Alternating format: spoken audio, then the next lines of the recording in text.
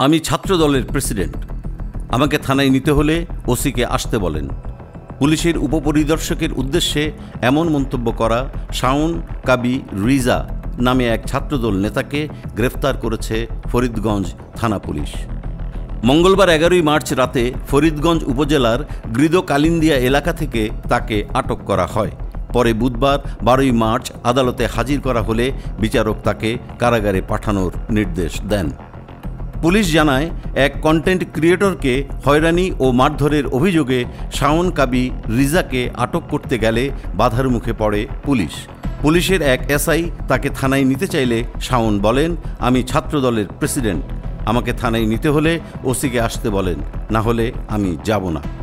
ঘটনার ভিডিও সামাজিক যোগাযোগ মাধ্যমে ছড়িয়ে পড়লে এটি জেলা ছাত্রদল ও কেন্দ্রীয় ছাত্রদলের নজরে আসে।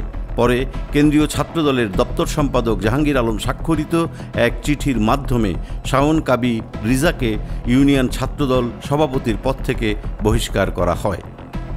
ফরিদগঞ্জ থানার ভারপ্রাপ্ত কর্মকর্তা মোহাম্মদ শাহ আলম বলেন, সড়কে যানবাহনের গতি রোধ করে মারধর এবং পুলিশের কাজে বাধা দেওয়ার ঘটনায় দুটি পৃথক মামলা করা হয়েছে। আদালত তাকে কারাগারে পাঠানোর নির্দেশ দিয়েছেন।